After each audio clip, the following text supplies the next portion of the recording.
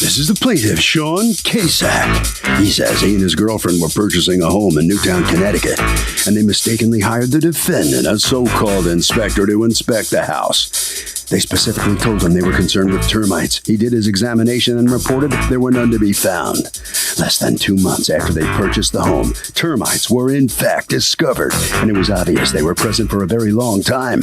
They're now suing the defendant for $5,000, the amount they paid him, and the cost to treat their termite problem.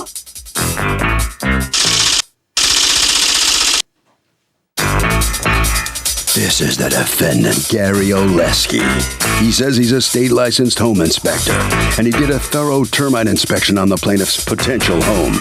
He wrote a clean report. He has no way of predicting the future, and he owes the plaintiff zilch. He's accused of bugging out a home buyer. The defendant has filed a countersuit for $3,400 for loss of work and defamation of character. All parties, please raise your right hands. Welcome back to the People's Court. Next case in the docket. The plaintiff hired the defendant to inspect the home he was buying. The defendant said there were no termites. Wrong. The defendant says he did a thorough inspection, so it's not in his watch. It's the case of the termite minator. Thank you, Douglas. Sean Kasak? Yes. And Lynn Lanziero? Yes. Okay. You are suing Gary Oleski, Yes. the person who you hired to do the home inspection on a home that you purchased because, according to you, he missed evidence that was readily apparent of termite infestation. That is correct, Your Honor. All right. So you bought a home how long ago? We closed on the home on February 24th, 2012. Okay. And you hired him to do the home inspection, not just for termites, but for a bunch of other stuff, We too. hired him to do the entire home inspection. And how much did he charge you for the home inspection? He charged us $349. Okay. And can I see the home inspection report? Unfortunately, during the move and moving people in, we lost our copy of it. It was thrown out by people helping us move. I went to my realtor. Who goes around throwing out your documents? Do you My have mom a was copy of the helping home me clean inspection it. report? Yes, I do. Let me see it. That's you who lost it. Why are you pinning it on the movers? That's crazy. No. We didn't have any movers. We did it all ourselves. All right. Okay, so what I'm going to do is I'm going to show you the carbon copies that he's giving me and tell me, does this look like the contract you signed and your signature and the report that you got? Short of reading through it page by page. Well, is that your signature? Yes. Okay. So, according to you, he gives you a clean bill of health on the termites. Correct. Now, you had some evidence that there was termite infestation, correct? Yes. What happened was 2 days prior to our house had already been purchased. 2 days prior to the closing of the house, the person buying the house passed away. So they had a building inspector that was done. My realtor told me that that building inspector had detected termite damage in one specific area. Of the house that you were the house that buying? we're buying. Okay. So based on that, when I hired Gary, I brought him to that absolute specific area. And he says a visual inspection showed no active signs or visual damage from wood-destroying insects. That's an email from him to me. Okay. There was, about a month and a half after we purchased the house, termites swarmed in that area. How did you find out they were swarming in that area? Because my girlfriend yelled. Okay. and it's a very specific shriek. Yes. Okay. And so you go out there and you actually physically see them swarming? Physically see thousands of winged termites swarming. Okay. No visible evidence of wood-destroying insects was observed. All right. Now, you ended up actually hiring somebody else to take care of the problem. Had 3 different companies come out. I ended up hiring Eliminatum. He came out and said that there was clear evidence of termite infestation. Did he show it to you? He showed it to me. Why couldn't you see it with your naked eye then? I saw nothing. That's why I brought him to the basement area. He also found. Is that specifically the place you told him? That's point or is blank. The basement? Or what That's had you point heads blank up? in that water room? That's point blank where I told him the termites were. And now, so the new guy is showing you what? The new guy is showing me that there was evidence and there was tunneling. And the evidence was what? Mud trails? Was mud tunneling. Do you have a picture? I do not have any pictures of any tunneling because it was all inside. Inside what? Inside the garage. There was also termites found inside the garage. Why don't you have pictures if it was inside the garage? Because I tried taking pictures and the pictures just did not show any justice. Termite tunneling. Okay, but you have is some very, pictures to show me, right? I have pictures of damage to the garage. You have Can a I see video that? that they've downloaded showing see the that the section in between both garage doors was completely not even connected to the ground. It was rotted out. Can I see the video? Yep. This is what our building inspector missed. Look at this, how this is rotted out.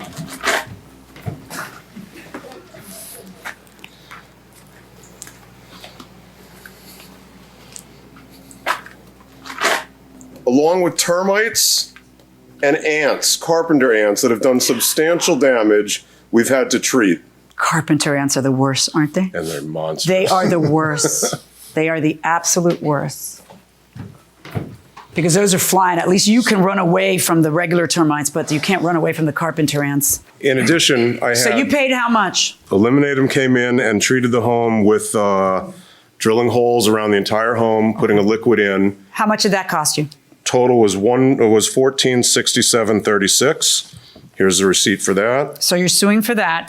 You also had to pay them an additional $225 for an inspection? That was from another company, Avon Pest Control, that came out and confirmed the termite damage. There was absolute detectable termite damage prior to his inspection. You have a letter from two companies saying that the kind of damage that they saw had to have been present well before the inspection in February, because they're looking at the damage in August and it couldn't have happened that quickly, correct? Correct. All right, talk to me and tell me what's going on. I went up there when Neil was actually treating the house.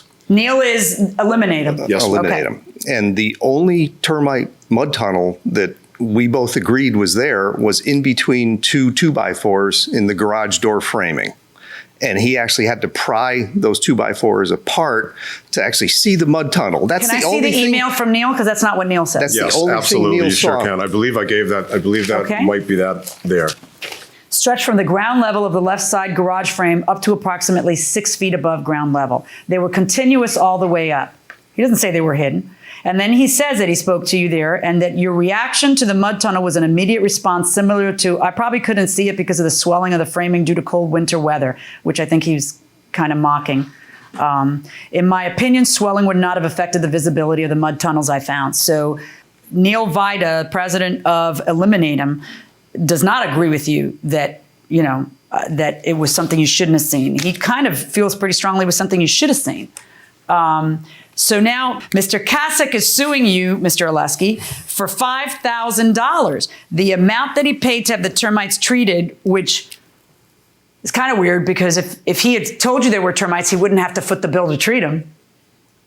So that's kind of greedy. Okay, he's suing you for the additional inspection, which he had to pay in order to find them and know that he had them. So I understand that.